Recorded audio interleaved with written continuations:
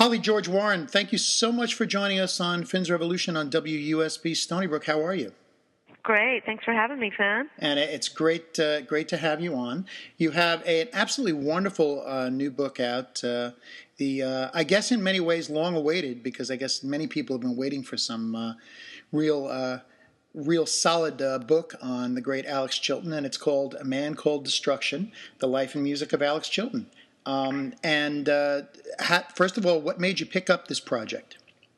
Well, I had the good luck of knowing Alex going back actually to the early 80s when he was on hiatus from the music biz. He was washing dishes down in New Orleans, and I was traveling around the country with a friend who'd known him in Memphis. She introduced me to him at that point, and then I got to know him a little more when he started performing again and was coming through New York. And I had this wacky combo called Clam Bake at the time, and he agreed to produce our little EP.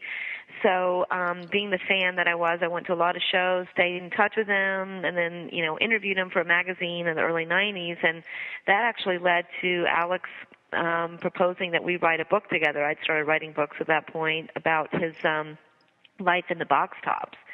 That sadly never happened. But anyway, I was fascinated by the guy. And then when I was at South by Southwest in 2010 and got the horrible news that he had died suddenly, I was just really devastated.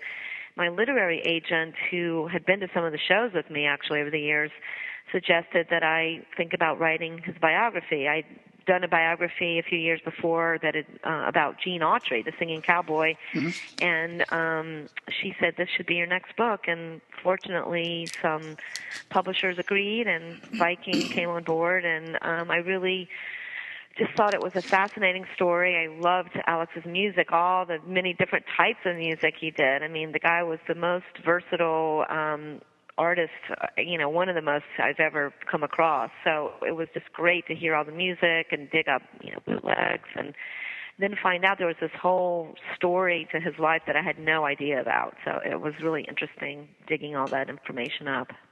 Yeah, it's Alex's musical output is, of course, as you just said, amazingly diverse, and the bands he's been in have been, as different as night and day at different times, and and the people he worked with, all different.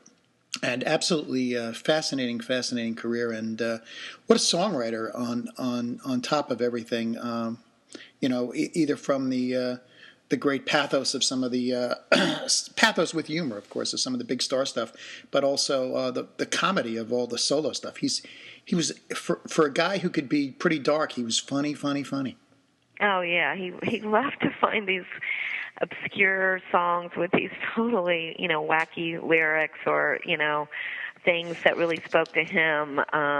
He was a real sleuth himself, always trying to dig up cool songs to cover, and I think that would inspire his own writing. And oddly, as much as we love, say, the big star stuff and a lot of his solo stuff, he was very self-critical, and he didn't, he would actually criticize some of his greatest songs. So that was always kind of astounding to us that loved some of those big star songs that he would, find fault with the lyrics. But he was just like that. He was a real perfectionist, and then he had a real unique sense of, discovery of these all kinds of genres of music, from gospel to early hillbilly, blues, R&B, soul, even Italian, rock songs from the 60s, he would cover. So you never knew what he was going to pull out of his hat. Yeah, Alex loved his volare, that's for sure. Yes, yeah, and he predated that. Remember that whole lounge music scene and trend for a while? He predated that by a few years, He was always a bit ahead of the curve. Absolutely.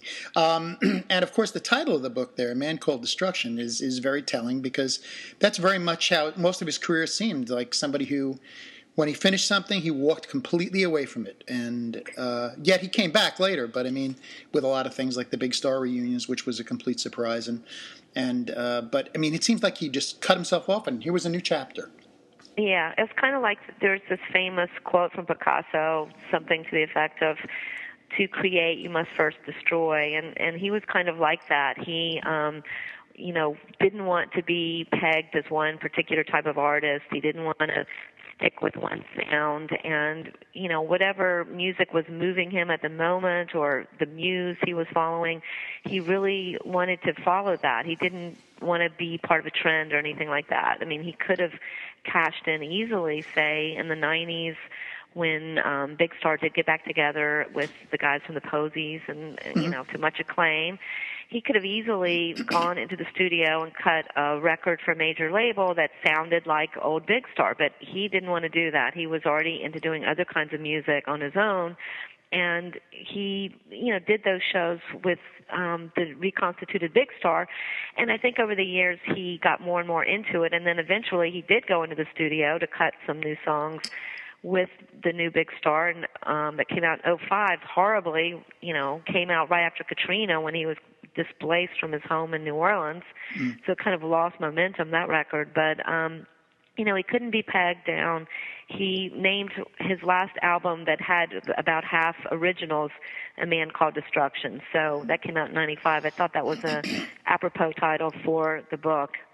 Yes, it's and talk a little about, a lot of people know, a lot of people who listen to this show know a lot about Box Tops, know a lot about Alex Chilton's solo stuff, but those early years in coming out of Memphis when he was just a kid, the guy had a hit single when he was 16 years old. I know. It's amazing because we are constantly being, titillated by these stories of teen stars gone wrong these days, But, and sure enough, the guy was just kind of thrown out there into the world, right out of the box, had this #1 hit for a month, The Letter, and was on the road pretty constantly over the next almost 3 years with this band. They had quite a few hits, and he didn't really have a chance to kind of take everything in and all that. But at the same time, they were kind of labeled this teeny bopper group because they were an AM radio staple right at a time when kind of FM rock and the heavier stuff started coming along. So, he got to be on bills with like The Doors and Buffalo Springfield and got to see Jimi Hendrix and stuff like that. And he was kind of, wanting to pursue his own muse even then. He started trying to write songs as a member of the Box Tops. Didn't get a lot of support from the label or the producer, but eventually, had a few of his originals as B-sides on the singles and on the last album or two. But finally, after he left the band, he really did start trying to hone his craft as a songwriter. First there in Memphis, he recorded some things which came out a few years ago called the Free Again Sessions, some stuff he did in 69 and 70, some very cool stuff. And, a lot of people don't realize he was really into kind of the Flying Burrito Brothers, Graham Parsons, that kind of country rock sound. So Free Again, for example, has Pedal Steel on it, and it's a cool song. And then some other more kind of singer-songwriter-y type songs that he continued to pursue when he moved to New York in 1970 and lived down in the Village for about a year, and was, inspired by the Byrds, and of course he was a big Dylan fan, so he wrote some songs then that would later turn up on the first Big Star album, like Ballad of El Goodo and 13. So you can really see his progression that, he was kind of just trying to teach himself and become a real artist instead of, this Flavor of the Month pop star, which he, kind of considered himself as a member of the Box Tops, even though those records really hold up. Of course, they were doing songs by great songwriters like Dan Penn and Spinner Oldham and Wayne Carson Thompson, and they even covered like Randy Newman songs and some cool stuff. But Alex really wanted to try to be a self-contained artist, like other, that was the era of singer-songwriters starting to emerge, and he even was a James Taylor fan, in his New York era. So you can see that and how that kind of manifested in some of the work he did in Big Star. Yeah, and but also in the Box Tops. You listen to those vocals, his vocals on those songs. He doesn't sound like a 16, 17, 18-year-old kid. He sounds like a wizened, at least 30-year-old, quite honestly, Yeah, there's a quote from him where he said that people thought he was a 40-year-old black man, And I mean, they would actually get booked to go on these R&B radio stations, and they'd be like, "What?" Not expecting these young white dudes from Memphis to come walking in. But even on those records, when you dig into the deep cuts and listen to some of the various vocal styles he used, of course, he's most famous for that, raspy letter voice. But some of the songs, even like Neon Rainbow, the second single, you can hear a little bit of the softer style of singing. And he did an incredible version of I Shall Be Released, the Dylan song, which was actually released as a single, but sadly was a big flop. So you can even see as early, as his teenage recordings, his exploration of different vocal styles. Yeah, absolutely. It really diverse even then as a kid. And that's something you don't get now from a lot of teen pop stars, I'll say. Yeah. Well, he grew up, listening to his dad's record collection, and he later said he first modeled his vocals after Chet Baker, which of course we definitely heard that, especially later when he started covering some of those types of songs on an album called Clichés and but also Ray Charles. He's a huge fan of Ray Charles, and of course, growing up in Memphis, he loved stuff coming out of being recorded at Stax and American Studios and Muscle Shoals, which was nearby. So, he loved Wilson Pickett and Otis Redding, and that kind of soulful sound was a real model for him. And, of course, like everybody else his age in America, he saw the Beatles 50 years ago, 1964. So huge Beatles fan, loved, early Stones, Kinks, Herman's Hermits, even like them, So that British invasion stuff really got to him as well. Yeah, so he comes back from New York, and he's back in Memphis, and he's working on some stuff, but really he's just kind of hanging out, and he gets recruited, right? Yeah, he had run into, Chris Bell had shopped who was the real founding member, actually, a big star, right. And from Memphis, who Alex had actually known back when they were, in junior high school. They'd run around town to these parties where garage bands played in the wake of, the Beatles. Everybody formed a band, and they ran into each other in New York, and Chris was shopping a demo to no avail, but they started talking about possibly, maybe playing together. And when Alex was back in Memphis, saw his band, which he had put together with bassist Andy Hummel and drummer Jody Stevens, liked it. And then Chris and Alex showed each other some songs they'd been writing, and they just really, really clicked. There was this great, just really, creative period where they complemented each other's work. They would add guitar breaks and, lyric ideas and things like that to the other's songwriting. And it was just this great time when they had free reign in the studio. There was this awesome studio called Ardent that a guy named John Fry had started.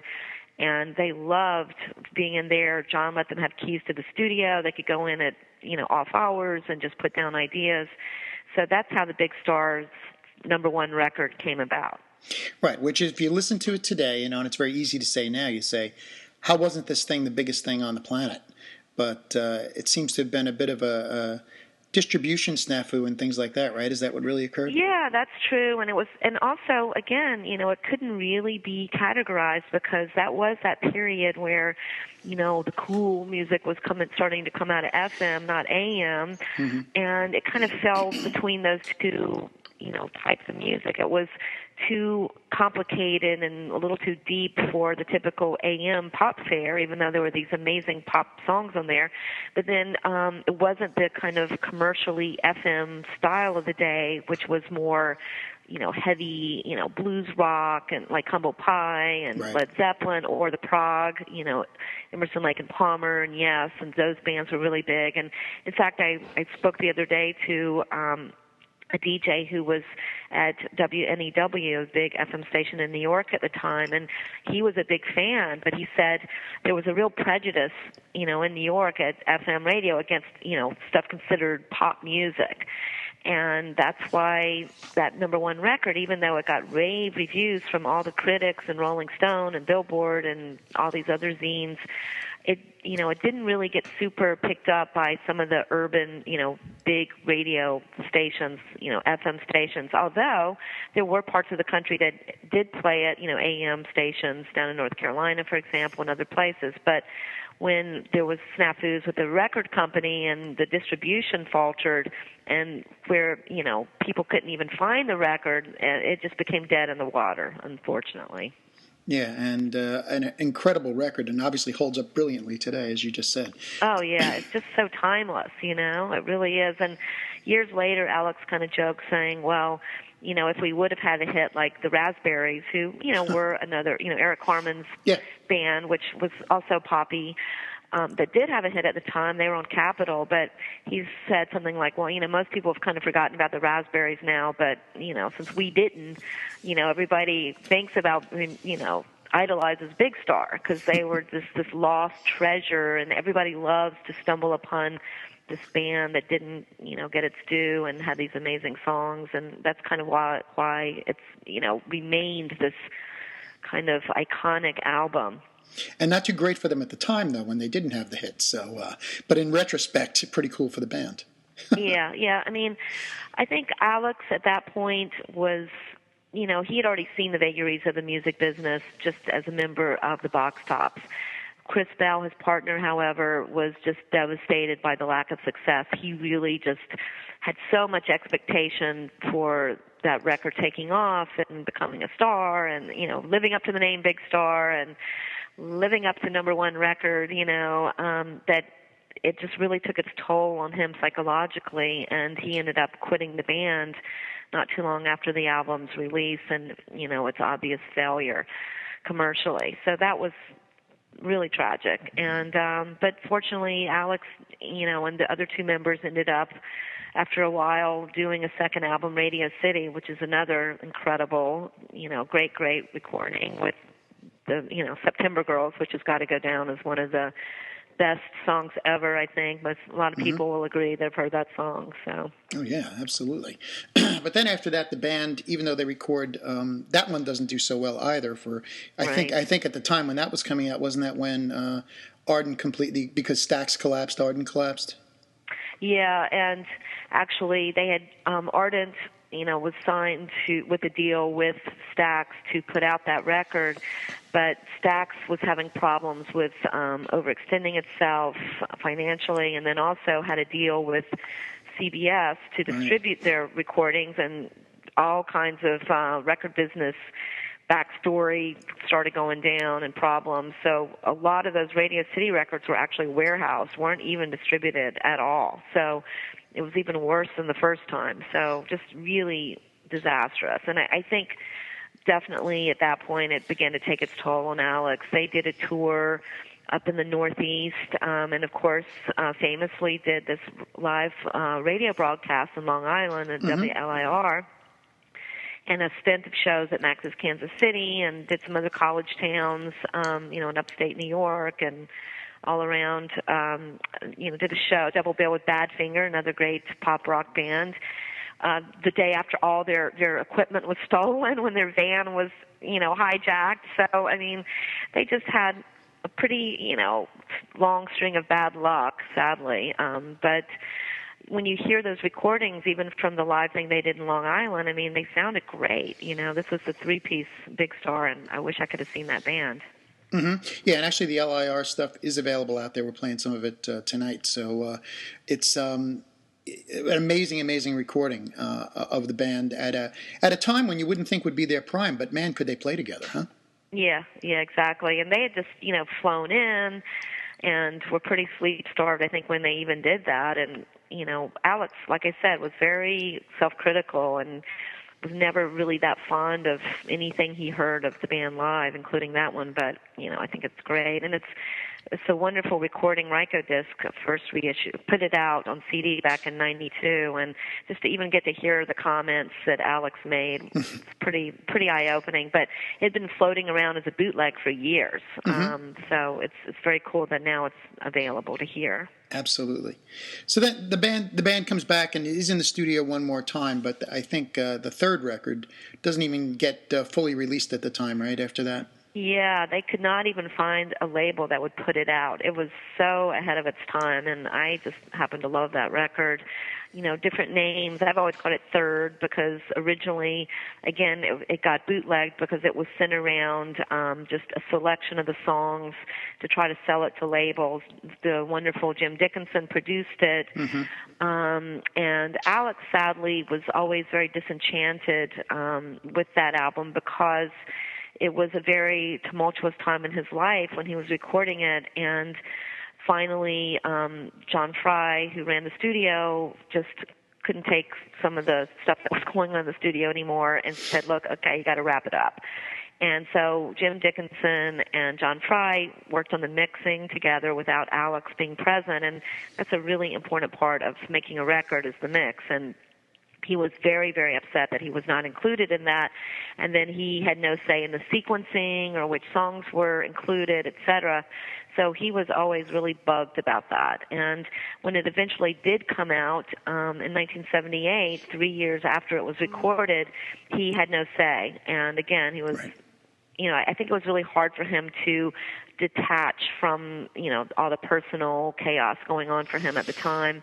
And those songs, which are just, some of those songs are just amazing, and I love that record. It's also been called Sister Lovers. It's also been called Beale Street Green, but like I said, I like to call it Third. Yeah, and that's I have a bootleg from back in the 70s actually of the record myself. So it's an incredible record. So. Yeah, finally all the tracks have been released, in recent times, but originally there were all these different versions of the album with, different tracks and different sequencing. Right. Yeah, so it's really interesting the way you came to that record and the way, I first heard it on a cassette, a tape of, somebody's who had a copy of that first version of it that was shopped around. But I just, some of those songs like Holocaust are just mind-blowingly harrowing but beautiful at the same time, and Blue Moon and Nighttime, and I mean there's just some beautiful songs on that record,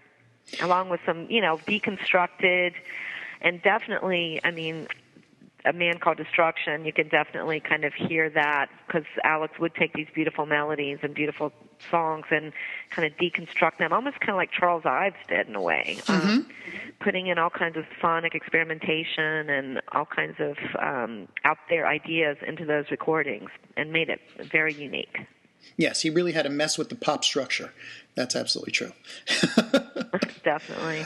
So after that, he kind of, obviously he's down and out in terms of depressed, I guess, at this point, no doubt, I'm sure, and is laying low for a little bit, and then comes, this great work where he, begins to head up to New York City.